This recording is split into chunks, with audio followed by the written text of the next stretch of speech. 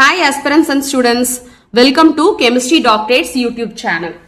So இன்னைக்கு என்ன பார்க்க போறோம்னா part 4 of the IUPAC nomenclature of functional groups பார்க்க போறோம். லாஸ்ட் வீடியோல நம்ம amines, esterலாம் இருந்தா எப்படி நேமிங் கொடுக்கணும்னு பார்த்தோம். இதோட நம்ம இந்த IUPAC nomenclature வைண்ட் அப் பண்றோம். இது this is for amide குரூப்புக்கு. அதுக்கு அப்புறம் எப்படி சம்மரி அப்படினு பார்ப்போம். அதாவது IUPAC nomenclatureல ஃபைனலா உங்களுக்கு இவ்வளவு நாள் நம்ம என்ன பண்ணோமோ அதை ரீகால் பண்ண போறோம். சோ இங்க பாருங்க அமைட்னா நம்மளுக்கு என்னன்னு தெரியும் இல்லையா, C டபுள் பாண்ட் O, ஒரு கார்பனில் குரூப் பக்கத்துல ஒரு NH2 இருந்தா அதுக்கு பேரு அமைட் அப்படின்னு சொல்லுவாங்க. சோ இங்க பார்த்தா இது எப்படி முடியும்னா பேரு அமைட்னு முடியும். இங்க எத்தனை கார்பன் இருக்கு? 1 2 3 கார்பன் இருந்தாலே ப்ரோபேன் இருக்கும். லாஸ்ட் CO NH2 இருந்தா அமைட் முடியும். So what is the name? Propanamide. அவ்வளவுதான். சோ இது வந்து பிரைமரி அமைடா, செகண்டரி அமைடா, டெர்ஷியரி அமைடான்னு கேட்டா இந்த N கூட ரெண்டுமே ஹைட்ரஜனா இருக்கனால it is a primary amide. ஓகேங்களா, இந்த N பக்கத்துல ரெண்டுமே ஹைட்ரஜனா இருக்கனால இது பிரைமரி அமைட்.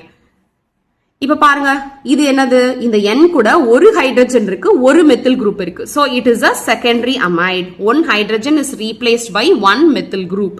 அதனால இது செகண்டரி அமைட். இந்த மெத்திலுக்கு பதிலா எத்தில் குரூப் இருக்கலாம், ப்ரோபைல் குரூப் இருக்கலாம், என்ன வேணாலும் இருக்கலாம். ஆனா ஒரு ஹைட்ரஜன் ரீப்ளேஸ் பண்ணியிருக்கும். இப்ப நேமிங் கொடுக்கலாம். கார்பன்ல இருந்து நேமிங் ஆரம்பிப்போம். 1 2 3 கார்பன் இருக்கனால propane. Functional group is amide. So எப்படி முடியும்? ப்ரோபனமைட் முடியும். சோ ப்ரீவியரா என்ன சொல்லணும்?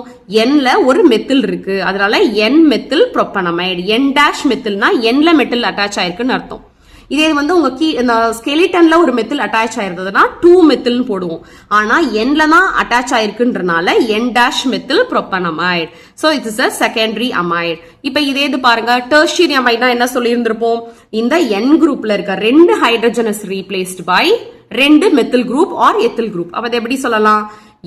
N டேஷ் டைமெத்தில், அதுக்கப்புறம் என்ன அமைடோ அது N டைமெத்தில் அமைட் அப்படின்னு சொல்லுவோம். So it is a tertiary amide. So இவ்வளவுதான்.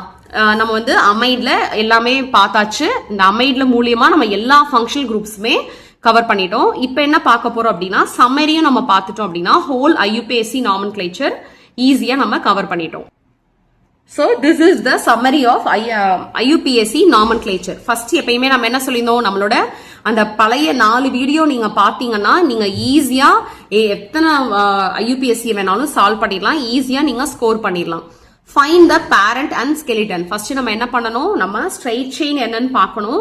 அதுல நம்ம பேரண்ட் செயின் இல்ல நம்ம பேரண்ட் ஸ்கெலிட்டன் எது அப்படின்னு சொல்லி ஃபர்ஸ்ட் கண்டுபிடிக்கணும். அதுதான் ஃபர்ஸ்ட் பாயிண்ட்.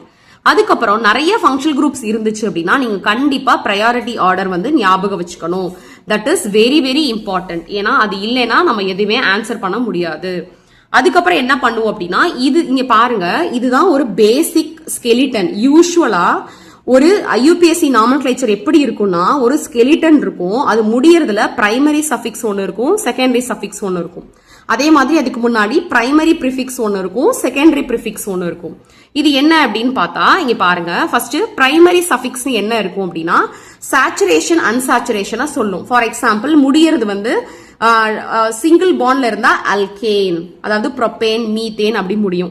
இதே டபுள் பாண்ட் இருந்தா என்ன இருக்கும்? அல்கீன் முடியும், அதாவது ஈன்னு முடியும்.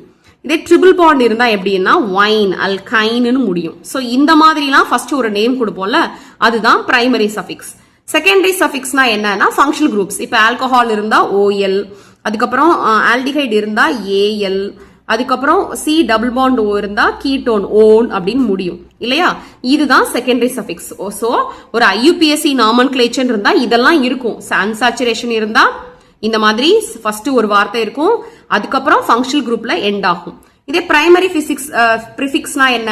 சைக்ளிக் ஆர் லீனியர், அதாவது ஒரு சைக்ளிக் செயின் அட்டாச் ஆயிருந்தா சைக்ளோ அப்படின்னு ஆரம்பிக்கும். ஓகேங்களா? செகண்டரி ப்ரிஃபிக்ஸ் என்ன அப்படின்னா சப்ஸ்டிடியூஷன் ஆஃப் ஃபங்க்ஷனல் குரூப். இப்போ வந்து ஒரு மெத்தில் குரூப் இருக்கு அப்படின்னா என்ன சொல்லுவோம்? 1 மிதைல் அப்படி சொல்லுவோம்ல.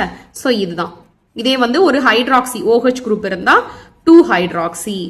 இதுதான் செகண்டரி ப்ரிஃபிக்ஸ். சோ இதெல்லாம் சேர்ந்து தான் நம்மளுக்கு ஒரு IUPAC nomenclature இருக்கும்.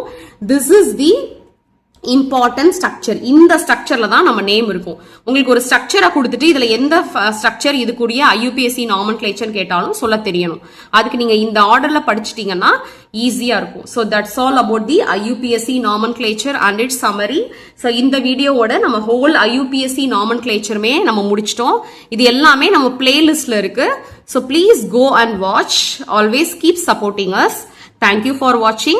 Let's learn together and grow together.